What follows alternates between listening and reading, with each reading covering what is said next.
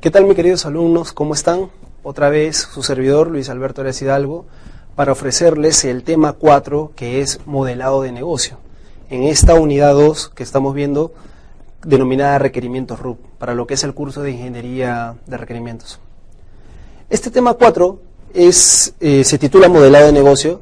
Es un tema muy importante porque es el tema o es la parte donde vamos a llevar todo lo que refiere a lo que es el modelo del negocio. Es aquí donde vamos a utilizar algunas notaciones gráficas de UML, ¿no? Y vamos a aplicar la metodología RUP, que era lo que habíamos estado hablando en el tema anterior. Bueno, el modelado, ahí les presento una diapositiva donde podemos ver que el modelado de negocio es simplemente un proceso que permite al analista capturar los requerimientos, procesarlos ¿no? Y de una forma u otra hacer el análisis y el funcionamiento de una empresa, ¿no?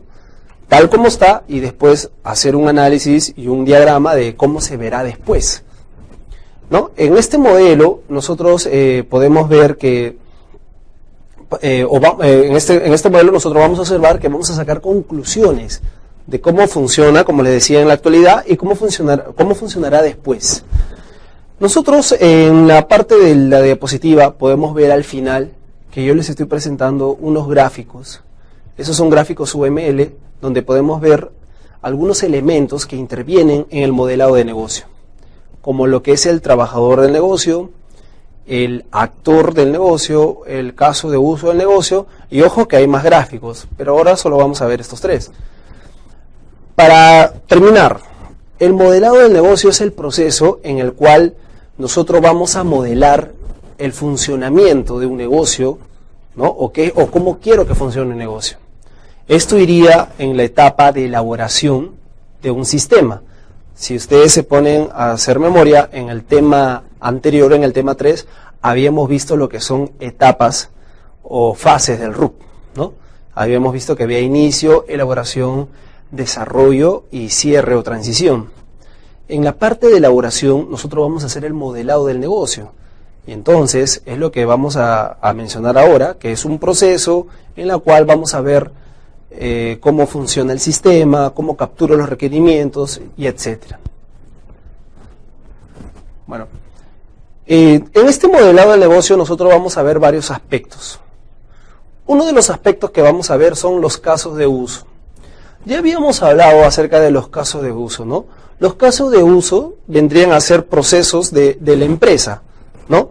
Ahora, estos procesos se van a documentar, se van a especificar, y supuestamente se va a hacer una serie de pasos o una serie de acciones para lograr este proceso.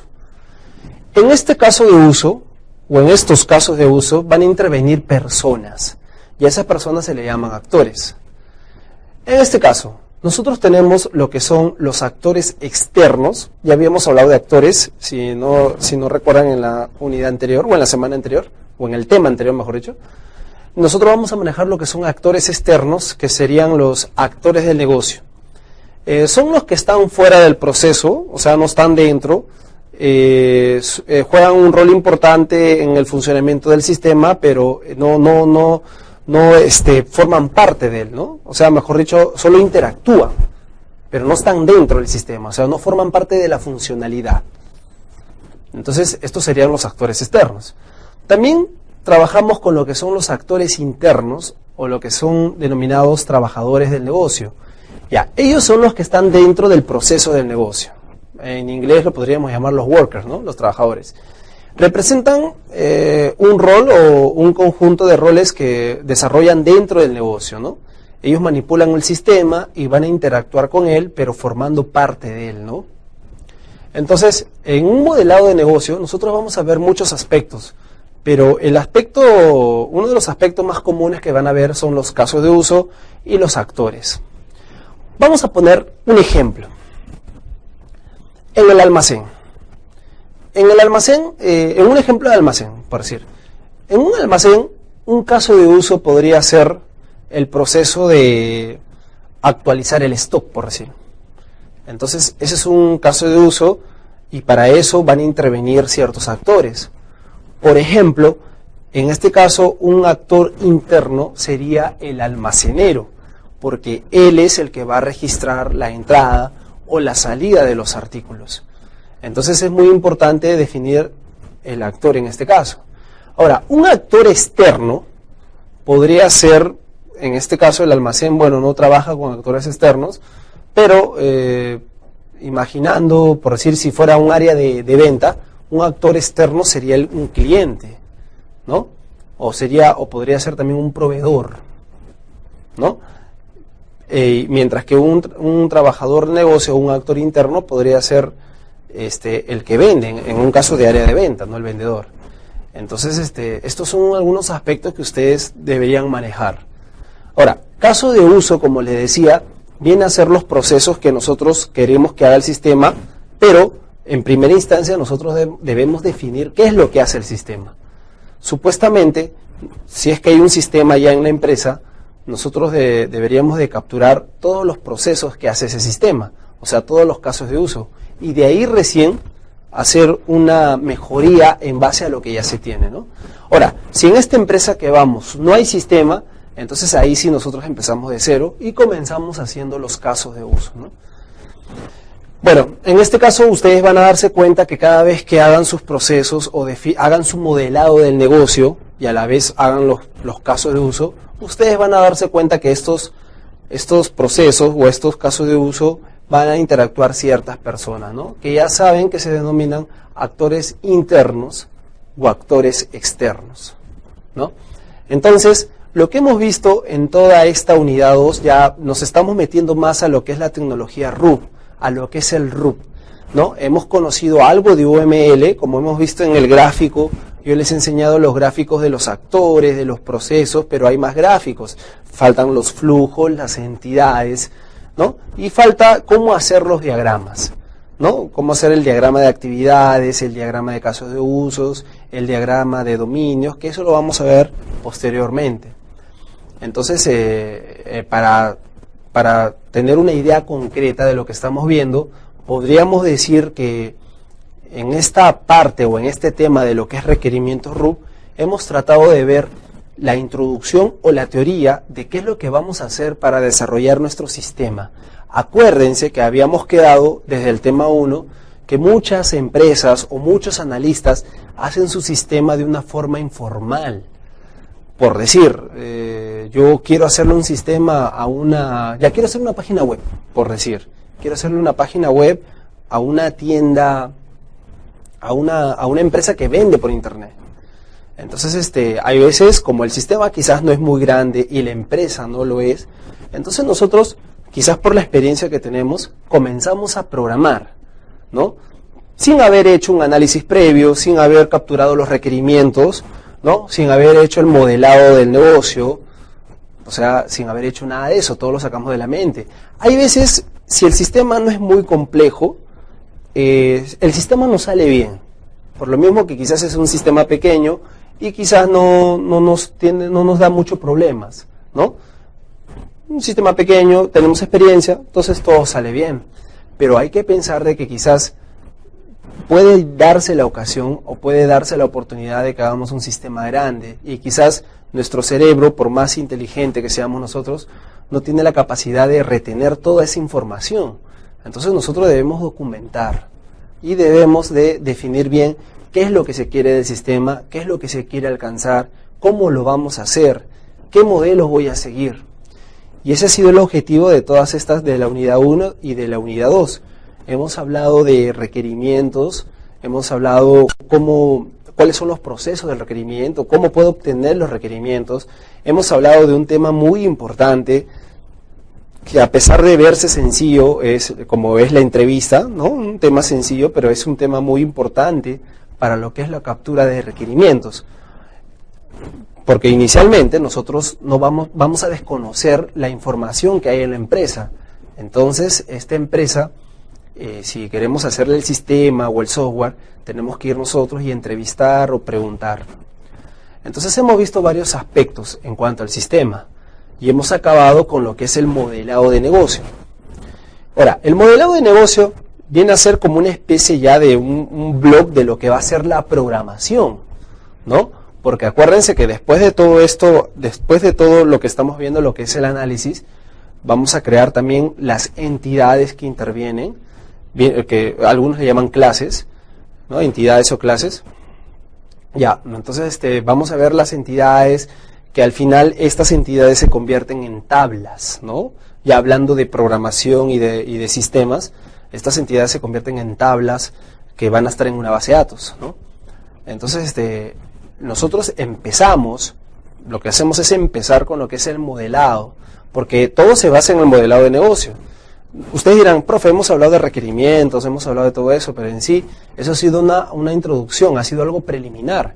Lo que en sí vamos a trabajar es en el modelado del negocio, porque vamos a ayudarnos con el UML, que son unas notaciones gráficas, para dibujar el modelado de cómo funciona o cómo debería funcionar el negocio con el cual vamos a trabajar, o el sistema con el cual vamos a trabajar.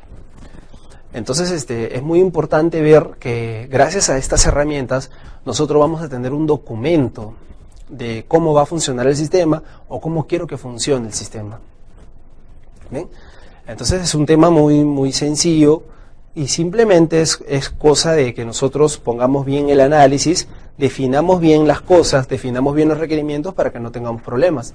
Acuérdense que en las unidades anteriores habíamos hablado que hay veces por falta de definir bien el requerimiento, hay empresas que de ahí nos ocasiona conflictos, porque nos dice, yo no te pedí esto, yo ahora quiero el otro. Entonces eso se debe a que no definimos los requerimientos inicialmente. Ahora, en el modelado de negocio, que es lo que estamos viendo ahorita, nosotros vamos a definir los casos de uso, que vienen a ser los procesos, ¿no? Que indirectamente son los requerimientos. Entonces vamos a ver todos los procesos que yo quiero hacer, o que va a tener la empresa, ¿no? Entonces, ojo, que si ahí tenemos un proceso que está mal hecho, igual nuestro sistema de ahí nos va a dar problemas o nos va a dar conflictos, ¿no? Entonces, miren cómo todo esto que hemos visto tiene una secuencia, ¿no? Tiene una secuencia que hemos ido empezando desde la introducción, hemos ido avanzando en los procesos para capturar los requerimientos, hemos visto quizás el punto inicial o el punto central, que es la entrevista, un punto muy importante, para terminar con lo que es la tecnología RUP y el UML, ¿no? Ahora, algo que yo quería comentar, ya que estamos en este tema, es que el UML es un lenguaje gráfico, como les decía, que es usado a nivel mundial y es un lenguaje que se utiliza en programas de elaboración de software, como en el caso del Rational Rose. El Rational Rose es un programa que les permite crear diagramas de clases, diagramas de actividades, casos de uso, ¿no? ¿Y qué notaciones gráficas utiliza? Los estandarizados en el UML. ¿Ven? Entonces, hoy día el 99, el 98% de empresas que desarrollan su sistema, ¿no? Desarrollan sus requerimientos y hacen un análisis previo de lo que va a ser el software y quieren documentar eso, lo hacen utilizando el programa Rational, ¿no? Rational Rose. Ahora, esto es relativamente nuevo, porque antiguamente los sistemas no se hacían con un modelado de negocio ni nada de eso, ¿no? Porque esto nace a partir de los 90, de los años 90, lo que es los requerimientos, o sea, graficarlos tal como es. Quizás antes se hacían sistemas, pero esos sistemas se hacían quizás, como le digo, de una forma informal, ¿no? En cambio, ahora en la actualidad tenemos herramientas, tenemos programas que nos permiten hacer eso. Nos permiten utilizar sus mismas herramientas para hacer o para especificar bien lo que es el modelamiento de un sistema, ¿no? En la parte de lo que es análisis. Bueno, ahora, el lenguaje de programación ustedes lo van a escoger al final, porque cuando ustedes hacen un modelo o un modelado del negocio, ustedes están pensando cómo va a funcionar el negocio, ¿no? Cómo va a funcionar el proceso. Ahí no interesa saber si se va a hacer con tal lenguaje o si se va a hacer con tal base de datos, porque el modelado va a tener que funcionar en cualquier lenguaje y en cualquier base de datos, ¿no? Ahora, acuérdense de un consejo que les di indirectamente en el tema anterior, es que hay veces hay empresas que nos dicen que no quieren pagar una licencia por un programa, pero que quieren tener su sistema. Entonces ustedes acuérdense de los software libres. Hay software libres que no se paga la licencia y hay bases de datos libres, ¿no? Ahora, hay una pregunta que muchos me han hecho y me dicen, Pero si el Java es de licencia libre, entonces ¿por qué la mayoría lo hace en un programa como el Visual Basic Net, por decir? Ya, esto se debe a que nosotros cuando trabajamos o cuando programamos en un lenguaje como Visual Basic Net, es un lenguaje muy sencillo de programar. Al cliente le es indiferente, al cliente no le va a interesar si el lenguaje es fácil o es difícil. Pero nosotros, que somos los programadores, que vamos a hacer la programación quizás al final, ¿no? O dependiendo, ¿no? Porque hay algunos que solo hacen el análisis y la programación se la dedican a otro. Bueno, pero generalmente uno hace el análisis y de ahí la programación. Entonces, el programa, por decir Visual Basic Net, es un programa muy fácil de lo que es programar. O sea, yo me puedo hacer un listado de una tabla, de una base de datos, de una forma rapidísima, con 3 líneas de programación. Mientras que quizás en Java yo me demoro unas 10 líneas, ¿no? Un poco más largo, un poco más emborroso. Entonces, esto se debe a que quizás el Visual Basic Net, como es más comercial, como se paga, ellos, los dueños, que es Microsoft, lo hacen lo más sencillo y lo más fácil que se puede hacer. Cosa que los programadores, cuando digan voy a hacer un sistema, lo hago en este lenguaje. Pero el problema viene cuando nuestro cliente no quiere pagar una licencia, ¿no? Y entonces, ¿qué nos queda? Programar en software libre. Ahora, ustedes dirán, pero en un software libre como el Java es tranca, dirán, por decirlo, ¿no? Pero todo es cosa de aprender el lenguaje, ¿no? Quizás por eso mismo el Java no es tan fácil de hacer las cosas como el Visual Basic, comparándolo con Visual Basic, porque quizás como no se paga una licencia, es libre, entonces ellos no le quieren dar todo fácil, ¿no? Si quieres hacer algo, investiga y hazlo. Ahora, es un decir que es difícil, porque en sí la programación en cualquier lenguaje es la misma, y es sencilla, ¿no? Solo es cosa de dominar las partes centrales, ¿no? La sintaxis y todo eso. Bueno, entonces nos hemos desviado un poquito del tema porque estábamos hablando que al final del modelado del negocio ya puede venir la implementación, lo que es el desarrollo. Acuérdense que estamos viendo las fases del RUP, que era inicio, elaboración, desarrollo y cierre.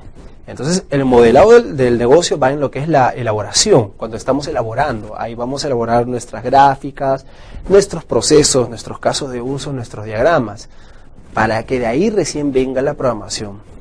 Ahora, quizás como les mencioné, algunos no vean esta parte, ¿no? Porque hay muchas personas, muchos ingenieros de sistema que solo hacen su análisis y su trabajo acaba ahí. Tienen un grupo de programadores que ellos son los que se dedican a programar. Entonces, hay veces en muchas empresas he visto que pasa esto, ¿no? Pero siempre es bueno que nosotros, los que van a ser futuros ingenieros de sistemas, los analistas, también sepan lo que es la programación.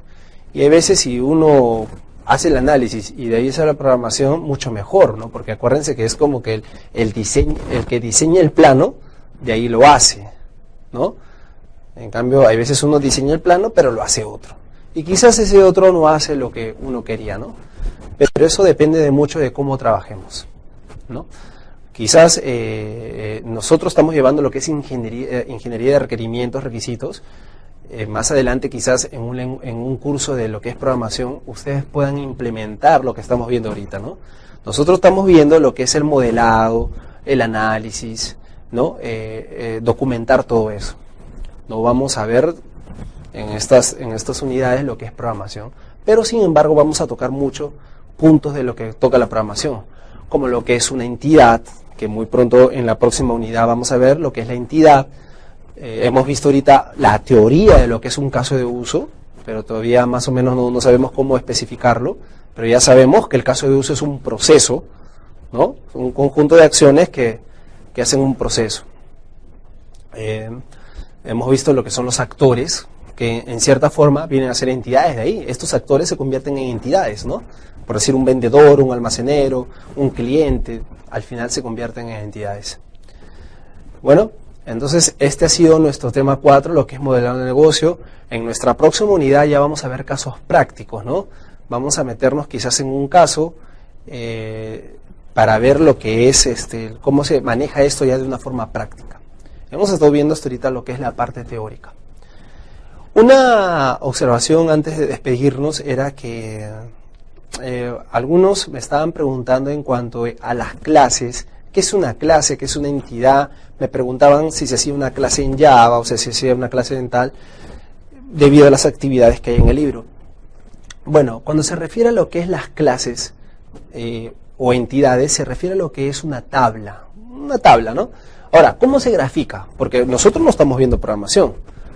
Una entidad o una clase o una tabla la podemos graficar con un rectángulo, ¿no? Un rectángulo donde arriba podemos poner su nombre, por decir la clase alumno, y ponemos una rayita y abajo ponemos los atributos del alumno. Los atributos vienen a ser las características, que creo que de acá en la próxima unidad es el tema que viene. Las características del alumno, que pueden ser, por decir, su nombre, su apellido, su dirección, su email, etcétera, ¿no? Entonces, quería hacer esta aclaración aprovechando esta parte del video para resolver algunas preguntas de algunos alumnos, ¿no? Ahora, no se olviden que nos estamos viendo todos los sábados de 6:30 a 10 para lo que es la tutoría vía virtual, ¿no? Bueno, entonces terminamos por mi parte, eso es todo en cuanto al tema 4. Hemos terminado la unidad 2, que es requerimientos RUT, y espero verlos muy pronto a través de esta aula virtual. Gracias.